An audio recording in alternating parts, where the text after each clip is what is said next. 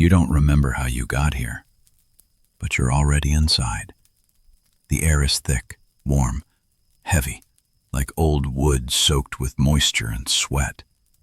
Something metal touches your skin, cold, still. You try to move, and you hear it. A creak, slow, muffled. Somewhere nearby, steps. Not one, many. And then, voices. Muffled at first, then closer. You can't see them yet, but they're already looking at you. And it's at this moment that the thought comes, full, heavy. You're not here by chance. You were put here to show, as part of something that has long since become the norm for them. This is not fiction. In Victorian London, people really did put on a show. They locked themselves in. They watched. They chose. And now, you're in the middle of this story. If you've ever been in a place where something feels not right, you know that feeling. When nothing has happened yet, but it's too late. Because here, the night doesn't begin when the lights go out. It begins when people are looking at you. This isn't a horror story. This is a story. Sound in the cage. You hear it before you know it. A soft, uneven sound. Not from the crowd, not from footsteps. Closer, right next to you. You freeze, because cages are not supposed to make that sound. Not like that. Not from inside. The metal under your hand is cold, rough, worn by years of fingers trying the same thing you are now. You press harder. The bars don't move, but something else is moving. A slight vibration, as if the cage itself reacts. The noise stops for a moment, and then a breath. Not yours. You slowly turn your head. Too slow, because part of you already knows. You're not alone here. The light from the lantern flickers above you, faint, yellow, uneven. It barely reaches the corners, and the shadows? They don't stand still. They move, as if something inside them is waiting, watching. A crowd gathers behind the cage. First you hear their boots. The wooden planks creak under the weight. Then the voices, quiet, curious, not afraid. Never afraid. Because for them, it's fun. And that's when it settles. Not right away, slowly, as if something is squeezing your chest. You're not here by chance. You are here because someone decided that you should be here. In Victorian London, this was not unusual. Not as people remember it now, not in polished histories, not in exhibitions that prefer to show history books. There was another side. Quieter. Darker. People were brought here, locked up, watched, condemned, put on display, sometimes for money, sometimes out of curiosity, and sometimes for reasons no one has recorded. You carry the weight. The straw beneath you moves with a dry, brittle sound, too light, too used, as if it had been replaced many times before. And suddenly you wonder, how many people were sitting here before you? How many people tried the bars? How many heard that sound? The man approaches the cage. At first, you don't see him, only his shadow. Tall, still, watching. Then his hand rises, slowly, and points. Not at the crowd, not at the others. At you. Behind him you hear a slight reaction, a change in the audience. Whispers, interest, excitement. You feel it immediately. That moment when the room changes because of you. And this is just one story. There are many more like it, hidden in the story. If you like stories like this, You might want to stay. The man lowers his hand, but his gaze never leaves yours. He remains still, cold, measured, as if he's already made up his mind. You swallow. Your throat feels dry. The air doesn't help. It smells of damp wood, oil, and something else. Something metallic. Something old. You try to steady your breathing, but it doesn't work. Because now, you hear it again. That sound. Closer this time. Not from behind the bars, not from the floor. Behind you. From inside the cage. You turn around. Slowly. Carefully. As if moving too fast might wake something. And for a brief moment, it's quiet. Too quiet. Then the straw stirs. Not under your feet. Behind them. And you know something's wrong. Stories like this happen more often than you think. Because Victorian freaks were not just about what people could see. They were about what they didn't understand. And sometimes, what they refused to see at all. Then there's a faint grinding sound. Brief, controlled, deliberate. You don't move. Because right now, you're waiting for it. Whatever's in that cage with you has already noticed. And tonight, you're not just being watched. You're part of something. Something older than the crowd outside. Something that was here before you. And the worst part is, you don't know yet what they expect from you. But you will. Very soon. The exhibition. The light from above goes out for a moment and comes back weaker. You no longer look at the crowd. You look at the bars. Because now you know the sound was not accidental. You carefully shift your weight. The straw crunches softly under your feet. And again, the same sound. A barely audible movement behind you. You don't turn around immediately because sometimes, if you don't look, it seems like it doesn't exist. But here it doesn't work. You feel it. Presence. Closer than it should be. You hear laughter from outside. Short, dry. Someone is commenting on something. You can't make out the words, and that's even worse. Because the tone is clear without words. Curiosity. A woman in a dark coat walks past you. She stops. She looks. Not at your face. Below. As if searching for something. Not quite human. In Victorian London, such places were not a secret. They were not hidden. On the contrary, they were opened to those who wanted to see the other. And that other very quickly ceased to be human. You hear someone reading a sign next to the cage, quietly, stammering, as if unsure of how to pronounce it. And you understand another thing. They have a description for you. Not a name, not a story, a description. In these exhibitions, people were changed, sometimes physically, sometimes with words, sometimes simply by the way they were displayed.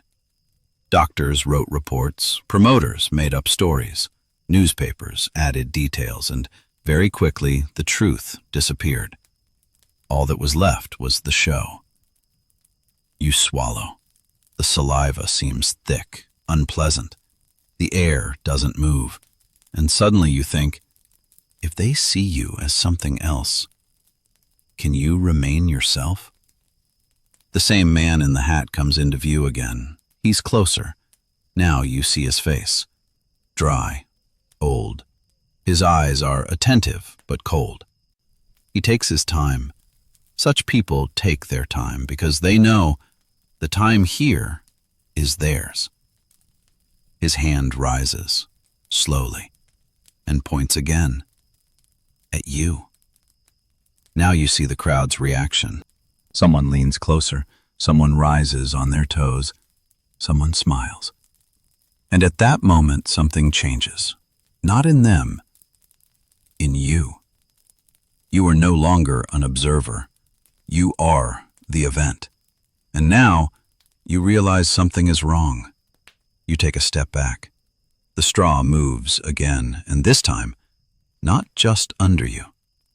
Something touches your heel, barely, quickly.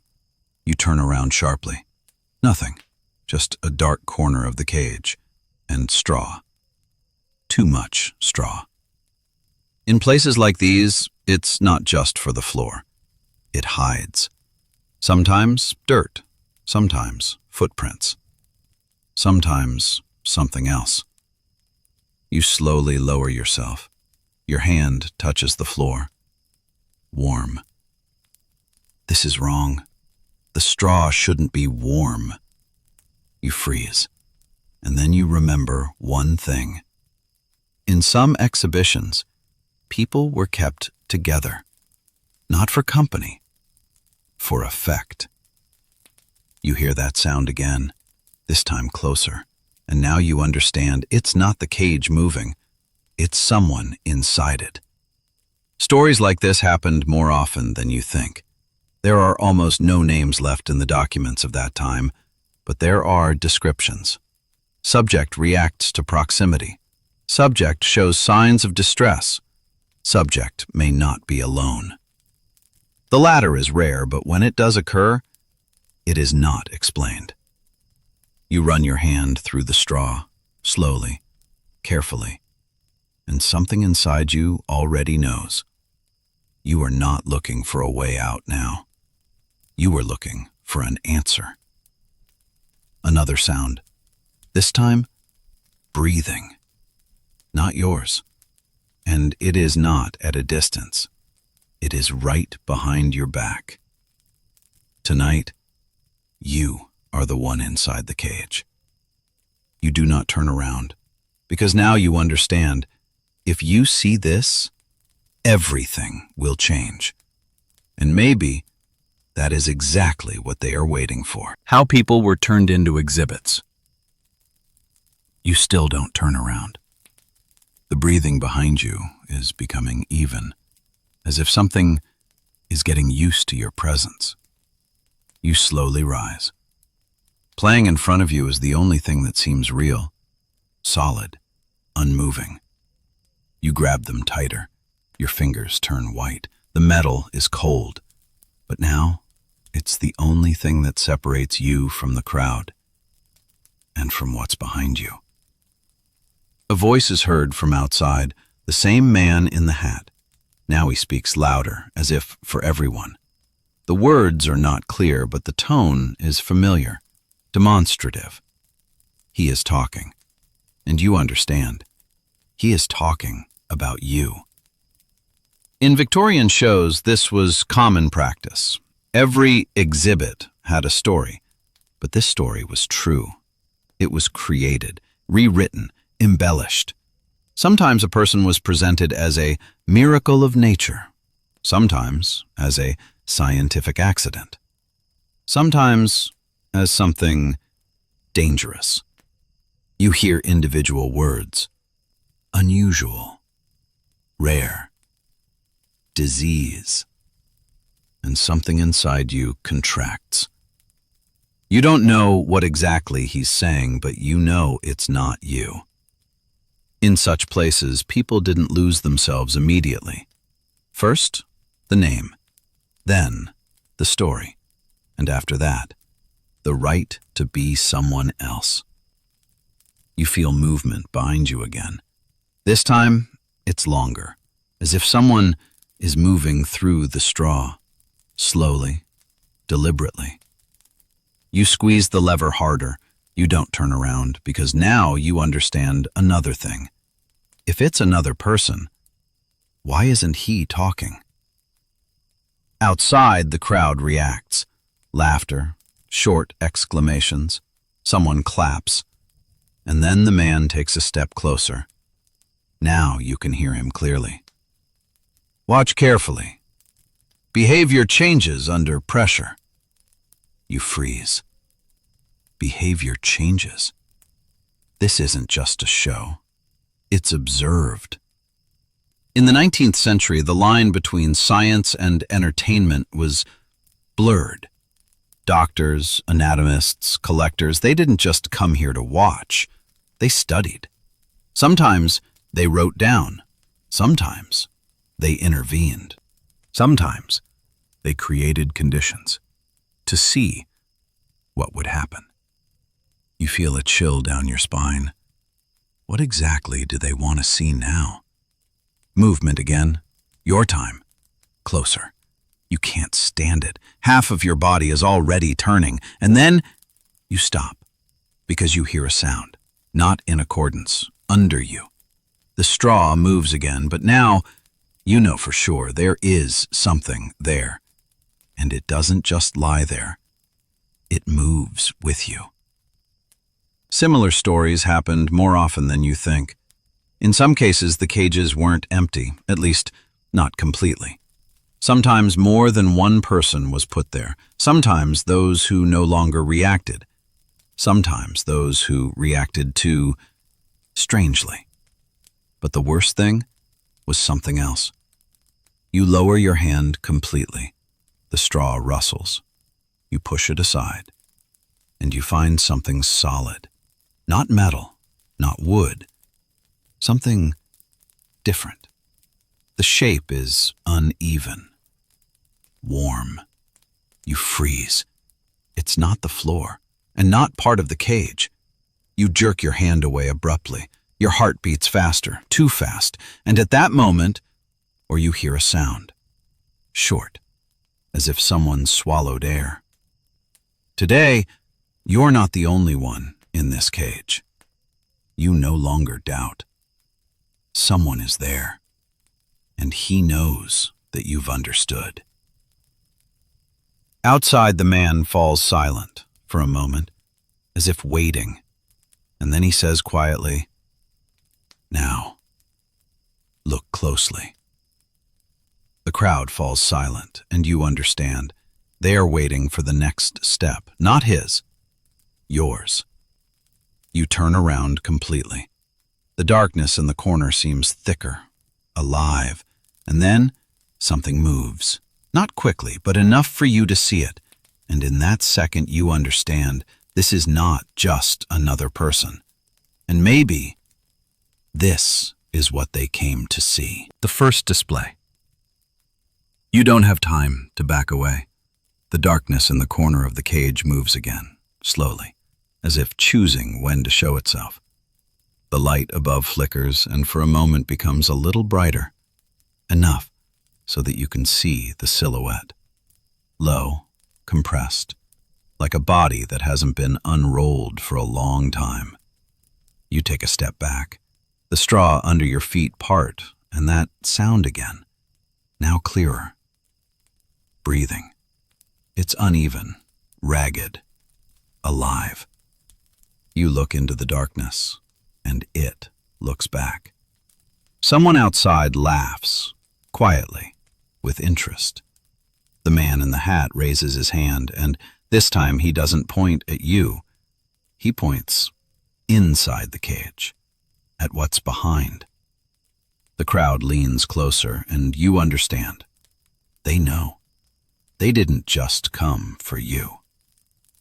In Victorian exhibitions, there were shows called combined curiosities. Combination. People weren't just shown, they were put side by side, they were juxtaposed, sometimes for contrast, sometimes for effect, sometimes to create something new. You swallow, your throat burns, and at that moment, what's in the corner moves closer.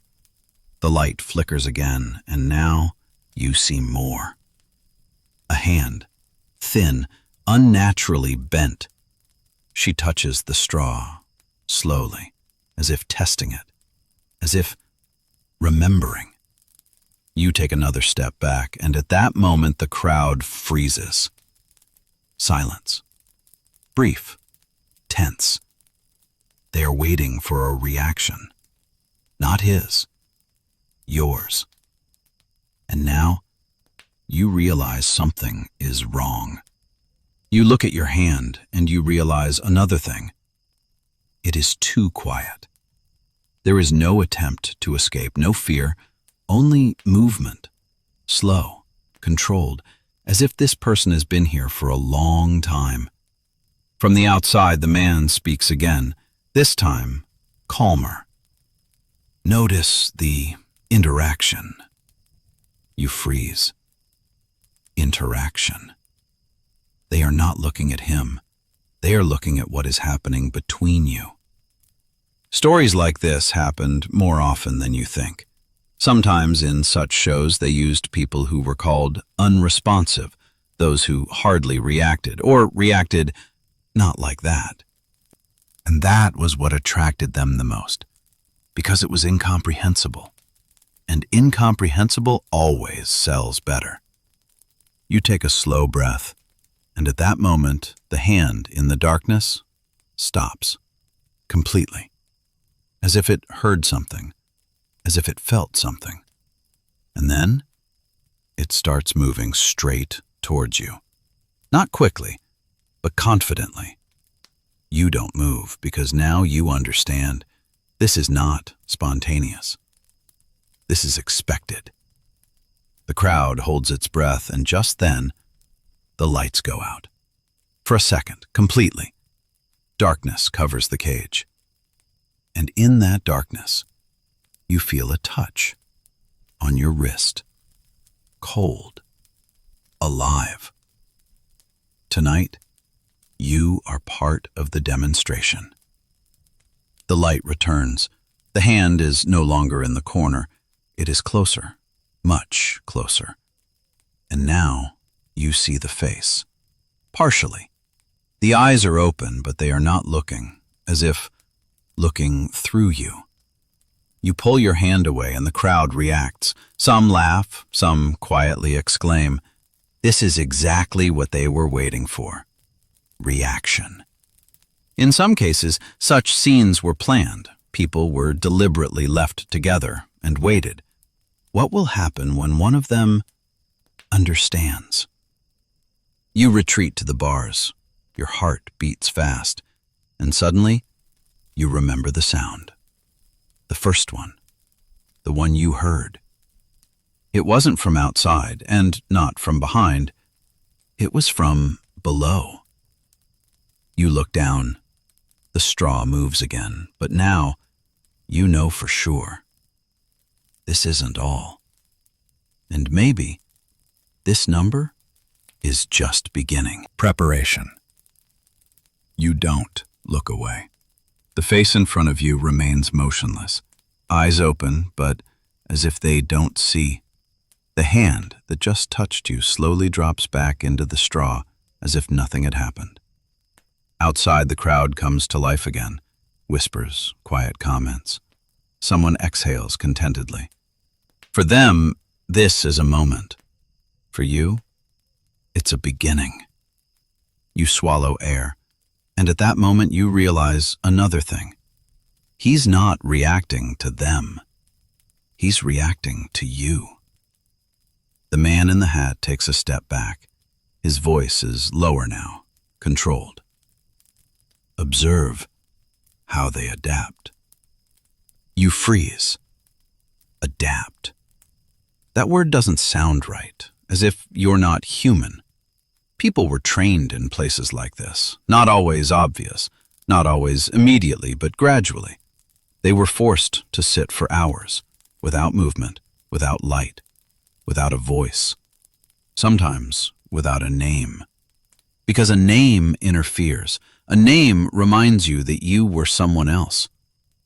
You look at the person in front of you, and suddenly you realize he has been here for a long time. Not a day, not two. Longer. His movements are too slow, too precise, as if he has learned to live within the confines of this cage. You take another step back. The bars rest against your back, and at that moment, the straw under your feet moves again. This time it is stronger. You look down, and you see how it seems to be breathing, slowly rising and falling. It can't just be the floor. Stories like this happened more often than you think. There was another practice in some exhibitions. It was almost never described openly, but it is mentioned in individual records. People were held not only from above, sometimes there was something under them, to create a reaction, to cause fear, to test how long a person can hold out. You step back sharply to the side. The straw shifts, and now you see it. Something darker under it. An uneven surface. Not a tree, not a stone, something else. You don't have time to understand, because at this moment, the one in front of you makes a move, faster than before. He raises his head, and for the first time, his eyes focus. Right on you. Tonight, you are not watching anymore. You are being watched. You freeze, and you feel a chill run down your spine, because now you see it clearly. He was waiting, not the crowd. You. Someone is clapping softly from outside. The man in the hat leans forward a little. Now, the response. You don't move, because now every movement is part of the show, and you know it. The one in front of you slowly raises his hand, the same one, and reaches for you again. But now, there's something different about his movement, not an accident, intention. You step back even further, but there's no more room. The gates stop you. And at that moment, you feel it under your foot. Movement, stronger, clear, as if something from below presses upwards. And now, you realize something is wrong. You look down, and you understand. The cage is not only what's around, it's also below you. And maybe there's more in it than you thought. Outside, the crowd falls silent again. They feel it, even if they don't understand. And the man in the hat says quietly, "This is where it begins." You don't know what he means exactly, but you feel the worst is yet to come. And maybe it's already rising below the floor. The pressure under your foot doesn't go away. It becomes more even, as if something beneath you finds a rhythm. You freeze. You don't move. And then the straw part, not abruptly, slowly, as if someone from below carefully pushes it aside. The air changes. A smell appears. Damp, raw, too deep for the surface. You look down, and you see a narrow, dark line. A gap. It wasn't there before. You hear a quiet commotion outside. The crowd leans closer. Someone whispers. They've noticed. The man in the hat doesn't speak. He just watches, waiting, like everyone else. You slowly back away, but the floor doesn't seem level anymore. Something is moving underneath it. Stories like this happened more often than you think.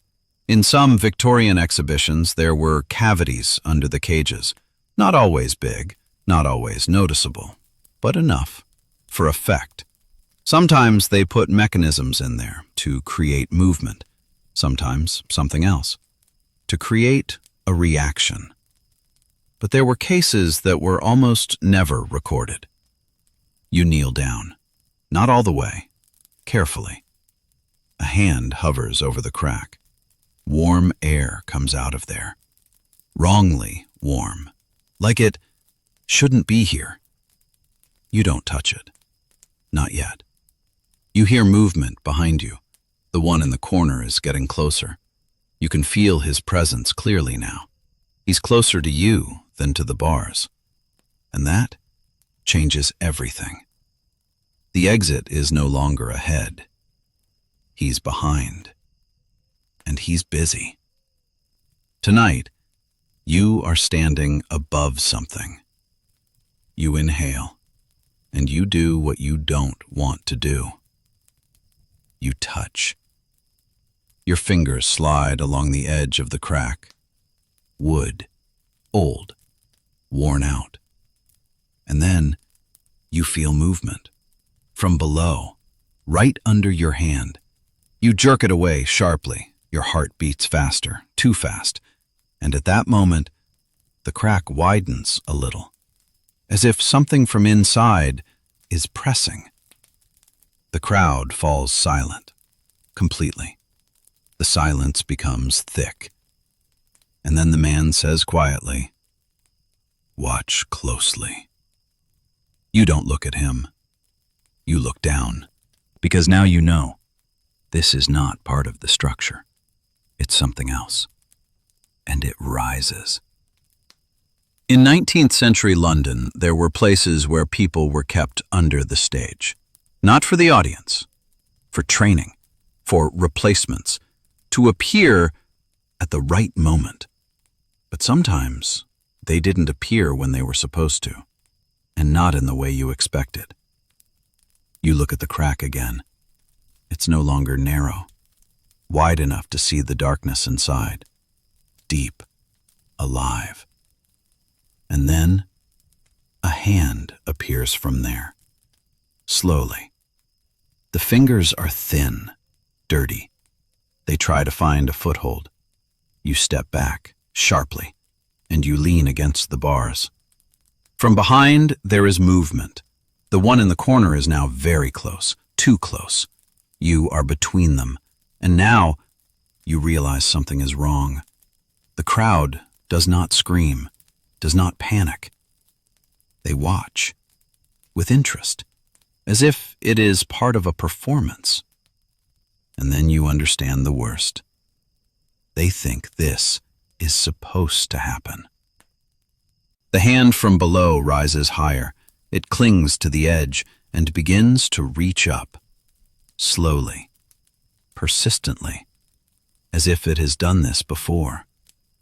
You can hear breathing behind you, closer than ever. You can't turn back. You can't run away. You can't understand what's really happening. And then the man in the hat says, "This is the moment." You look down, and you understand. This is just the beginning. Because if something can go up, then there's a place down there. And something else. The space below. The hand from below doesn't stop. She holds onto the edge and slowly pulls herself up. Fingers slide along the wood. Creak, as if they haven't felt air in a long time.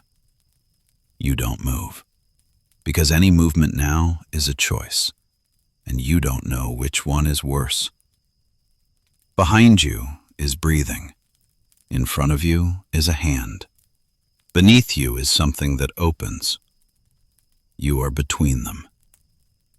The crowd is silent. No one leaves. No one helps. They watch.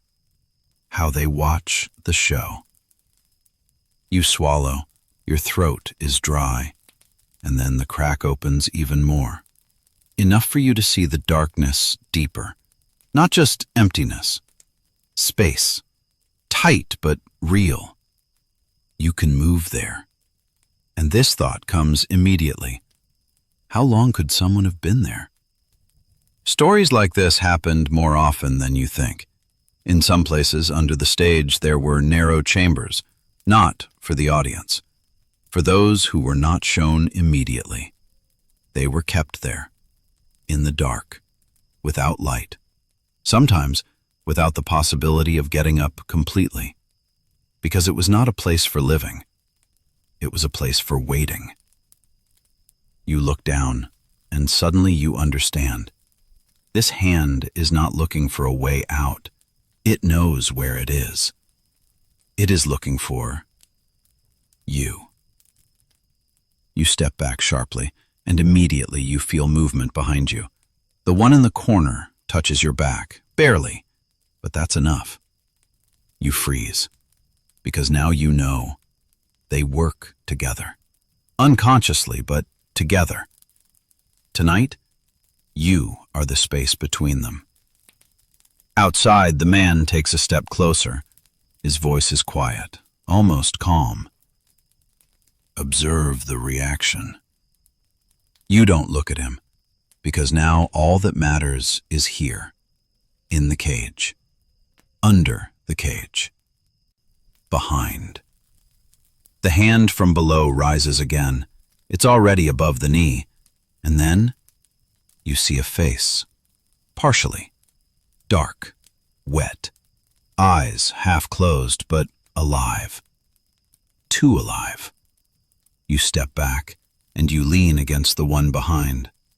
Contact, full, cold. And then he moves. For the first time, abruptly, his hand rises and touches your shoulder, strongly, as if holding you back. You can't go forward. You can't go back. You're in the center. And now, you realize something is wrong. The crowd doesn't react. They're not surprised.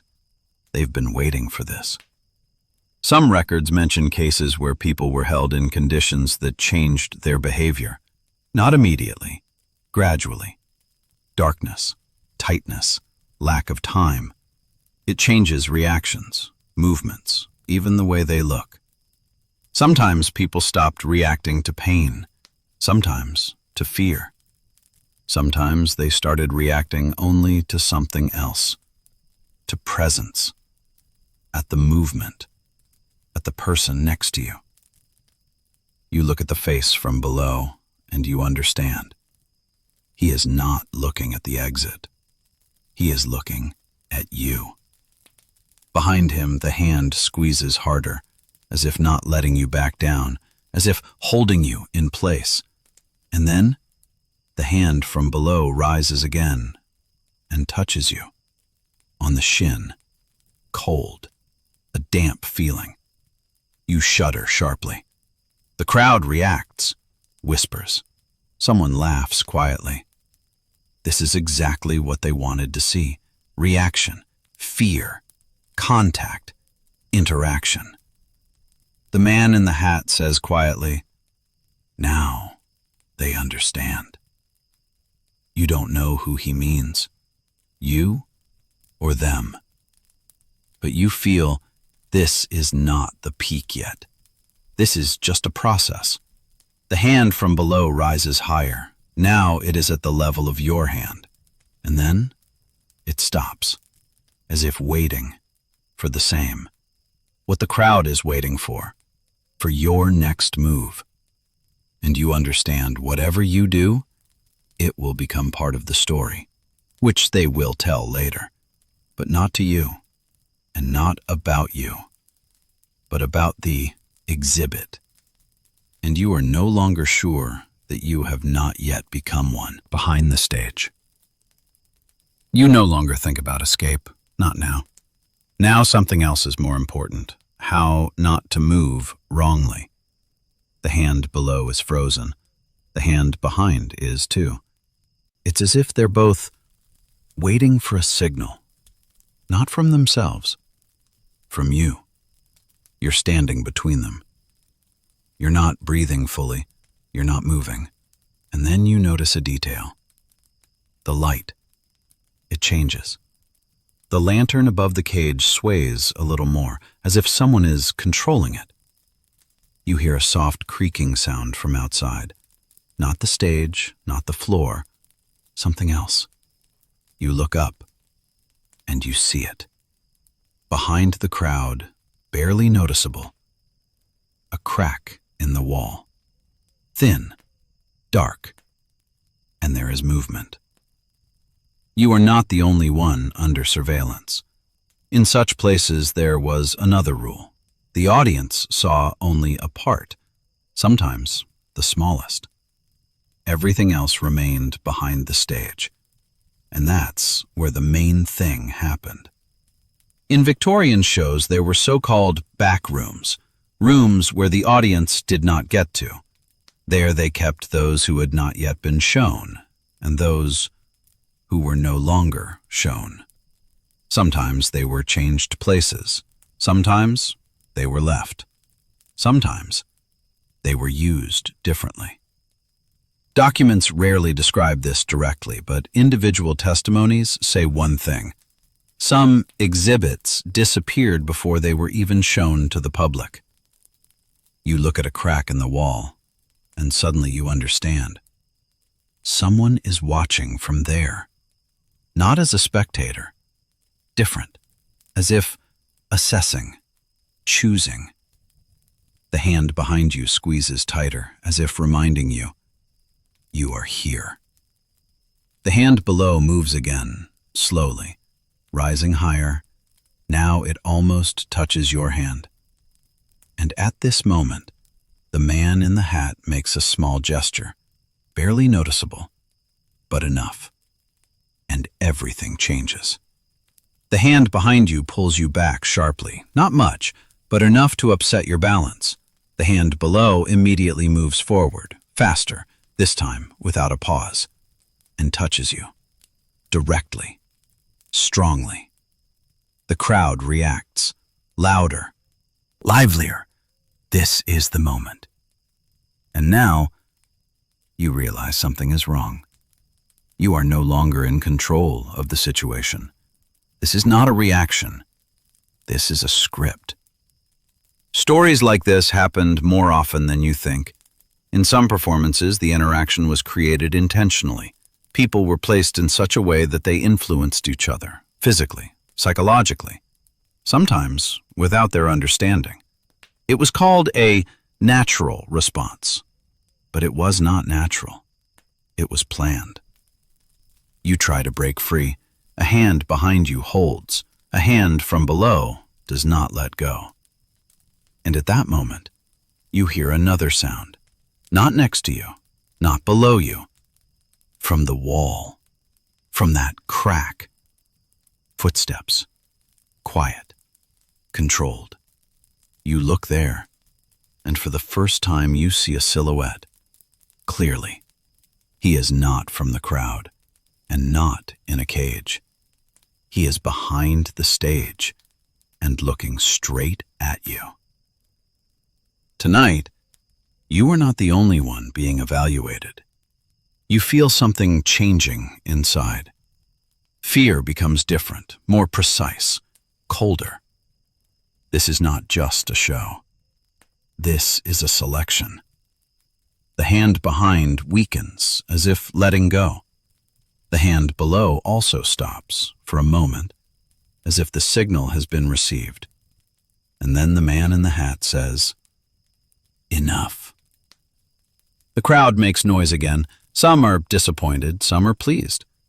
You stand still, and suddenly you understand. This is not the end of the scene. This is only part of it, because the one who was watching from the wall has not left yet. And perhaps it is he who decides what will happen next. And at this moment, the crack in the floor begins to close, slowly, as if nothing had happened. The hand from below disappears. The darkness returns. Behind is silence. The one who was next to you no longer moves, as if, again, has turned into a part of the cage. You are left alone, again. But now you know. This does not mean that you are really alone. And somewhere behind the scenes, someone is already deciding what to do with you next. After the show, silence returns slowly, as if she's not sure whether she's supposed to be here. The crowd disperses, first voices, then footsteps. The wooden boards creak again, but differently, easier, no tension. For them, it's over. For you, it's not. The light above the cage grows dimmer, yellow, tired. The shadows take their places again, and now they seem closer. You let go of the cage, slowly, Your fingers hurt. And at that moment, you realize another thing. You weren't let out. No one opened the door. No one said the show was over.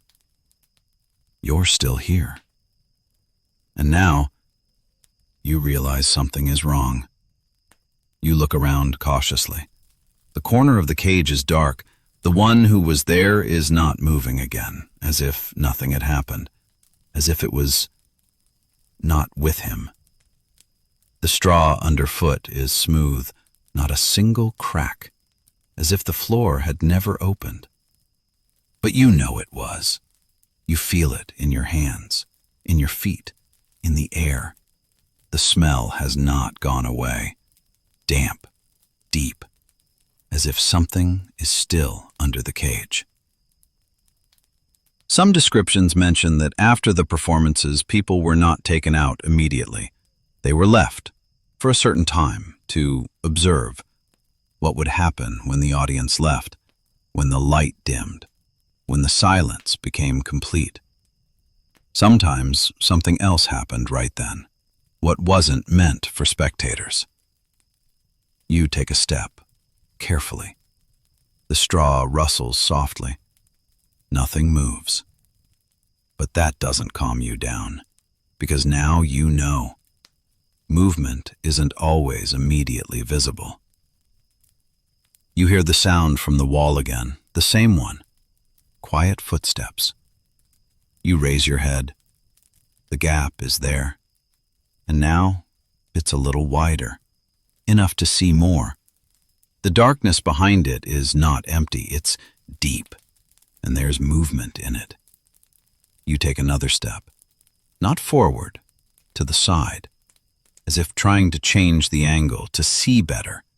And then you notice another thing. On the wall, barely noticeable. Scratches. Old, many, at the same height, as if someone tried to reach this crack many times and couldn't. Stories like this happened more often than you think.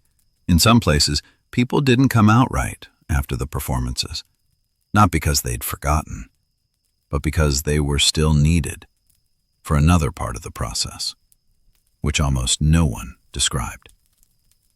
You touch the wall. The wood is cold, rough. Your fingers slide over the scratches, and you feel the depth. They're not superficial. They were made for a long time, persistently. Someone really wanted to get out.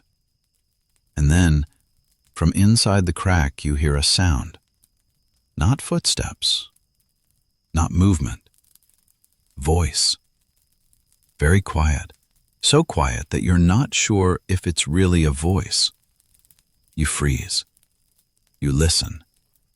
Again, the same sound. Like someone trying to say a word.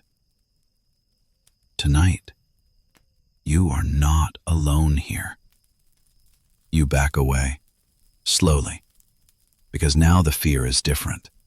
Not the one that was on stage. There's no audience here, no reaction, no applause. There's only you here, and what's left. And suddenly, you understand another thing. The one that was in the cage with you, he didn't try to escape. Not once. Why? You slowly look back. He's there, in the corner, still, eyes open, but not looking, as if he already knows the answer and sees no point in moving. From the crack, you hear the sound again, this time clearer, closer, as if something inside is moving towards the edge. You take a step back and you feel something different under your foot. Not straw, hard, smooth. You look down and you see it. A metal ring built into the floor. It wasn't visible before. It's not part of the cage. It's something else. And then you understand. The cage is just the top. The real structure is deeper, and maybe it's not finished yet. You hear another sound from the crack. Now, without a doubt, it's a voice, and this time, it's almost clear. Stay. You freeze, and you feel a chill run through your entire body, because this word is not a warning. It's an instruction. What happens after? The word still lingers in the air. Stay. As if it doesn't want to disappear. As if it belongs to this place. You don't move, because now every movement is an answer. The metal ring under your foot is cold. You can feel it even through the sole of your foot. It's not accidental. It's there for a reason. You look at it, and suddenly you notice a detail, barely noticeable. Traces. Old. As if something once was attached to it. You don't touch it. For now. Because a part of you already knows. If you do, something will change. You can hear movement from the crack again, faster now, as if what's there feels your attention. You raise your head. The darkness in the wall doesn't seem so far away anymore. It's closer, deeper. And now you see more. Something is moving inside, not one shape, several. And now, you realize something is wrong. It's not one person. There's a sound outside, a door, heavy, somewhere far away. They're closing. Finally, you're alone. You feel it clearly, not as an opinion, as a fact. Stories like this happened more often than you think. After the performances, some exhibits didn't return to normal life. They weren't taken out right away. Sometimes they weren't taken out at all. Instead, they were moved to places that weren't part of the show, but were an extension of it. Records from that time mention holding areas, a room with no windows, no spectators, no witnesses. People stayed there until they were fit for the next stage. Which one is it exactly? You look at the ring, and suddenly you realize this is not for holding here. This is for moving. You take a step back, and at that moment, the crack in the floor opens again. Not like before. Wider, faster. A hand comes out, then another, then more. They don't try to get out completely, they just reach up to the ring. You step back, but it's too late. One of the hands finds it, touches it, and at that moment, you hear a sound. A click. A mechanism. Tonight, you are part of something larger. The ring moves, barely, but enough for you to feel it, as if something beneath you has started. Behind you is silence. The one who is in the cage doesn't move. He doesn't react, as if this is familiar to him. You look at him, and for the first time you understand. He's already been through this. The hands below don't let go of the ring. They hold it strongly, as if they're waiting. And then you hear a sound from above, also mechanical. Something moves, not in the cage, above it. You raise your head.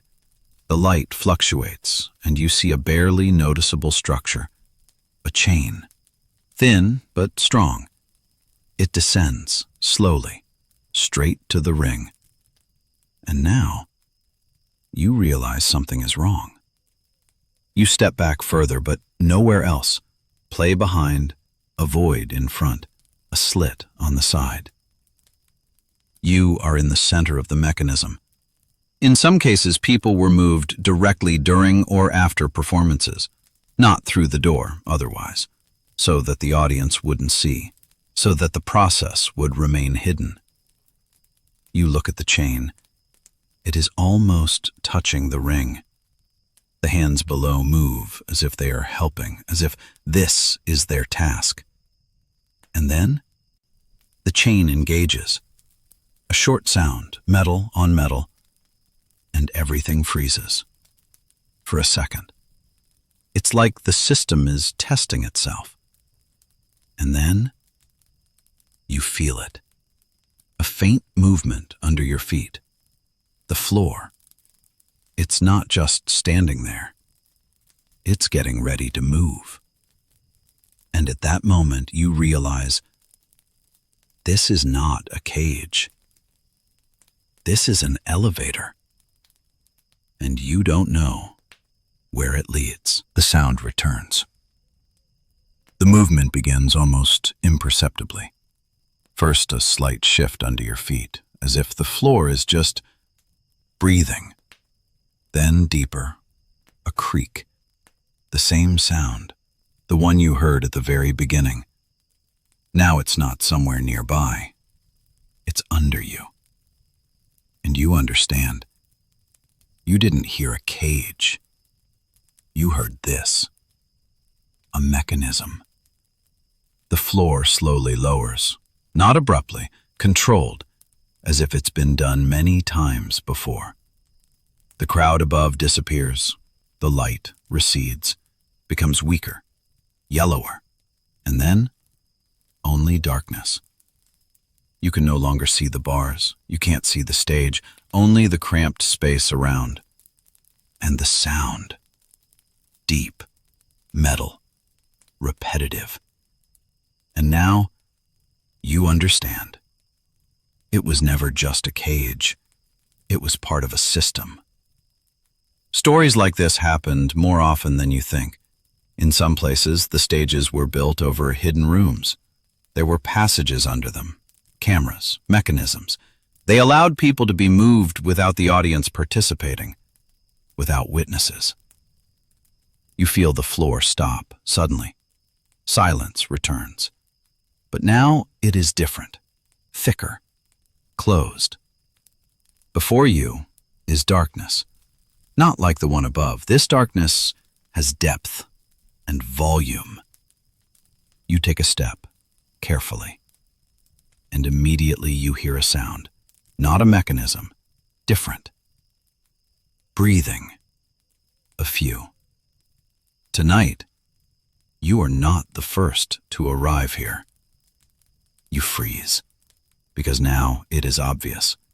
This place is not empty. The light appears, very weak, somewhere to the side, and opens up space. Low, narrow, wooden walls. Footprints, many on the floor, on the walls, at arm's length. You come closer, and you see them more clearly. Scratches, fingerprints, uneven, deep. It is not by chance. Someone tried to get out, many times. And then you remember that first sound. When you first found yourself in the cage, barely audible, uneven, you thought it was metal, but now you know. These were blows from below. Someone was already here then, under you, and tried to reach up, and now you understand why. You look ahead, and you see silhouettes, several, motionless but not dead. Eyes. They are open, and they are looking, not at the exit, at you. You take another step, and you smell it stronger, dampness, old air, and something else, something that has been here for a long time. One of the silhouettes moves, slowly, as if it is worth the effort. He raises his head, and for the first time you see a full face, and you realize he was in the cage before you. And maybe he never came back. You hear a sound behind you, the mechanism, again. You turn around and you see a hole, the one you went down through. It closes, slowly. The light from above disappears, finally. And in that second you realize no one is planning to lift you back up. This is not a temporary place. This is the next stage. And that sound you heard at the beginning was not a warning. It was a signal that someone else was already here and was trying to get out. And now, you have taken his place. What you become. The hole above you disappears completely. The light above goes out as if it had never been there. Only a faint glint from the side remains. And breathing, not one, several. You stand still, because now movement is no longer a choice, it is a consequence. Someone nearby takes a step, slowly. The tree creaks softly under your feet. You can't see the face, but you feel the gaze. They know you are here, and now you know what kind of place this is. In Victorian London, there was another side to exhibitions. Not for the public, not for the newspapers, not for history. These were places where exhibits were not just kept, they were changed, slowly, methodically, without witnesses. Not always physically, sometimes the conditions were enough. Darkness, tightness, silence, lack of time. It did its job. And after a certain moment, the person stopped reacting. Not to pain, not to fear, but to everything. You look at those around you and you understand. They are not trying to escape. None. They simply exist in this space as a part of it. And now, you understand. The one who was in the cage with you, he was already here and returned upstairs only for a while to become part of the performance, to show others what a person looks like after. You take a step back, but there is no back here, only walls and the space between them. From the darkness, you hear a voice again, quiet, the same one. Stay. And this time you understand. This is not an order. This is what has already happened. You are here, and you will stay. Stories like this were never fully written down because they were not shown, they were not described, they were not explained, but sometimes traces remained. Scratches, notes, and brief mentions about the places under the scenes, about those who disappeared, and about those who returned. You breathe in. The air is heavy, old, as if it had already been inhaled many times before you. Someone sits down next to you, slowly, no sound, as if it were a habit. You look at him, and you see yourself. Not now, later, tonight. You are not leaving. You no longer think about the cage. You don't think about the crowd. You don't think about the light. Because now it doesn't matter. You understand the main thing. The show doesn't end when the audience leaves. It continues here, down below. And next time, when the lights come back on and the cage goes up, someone else will be looking at you, just like you looked today. And he won't know what happens next. And tonight, this story ends. But there are many more, darker ones, waiting for you.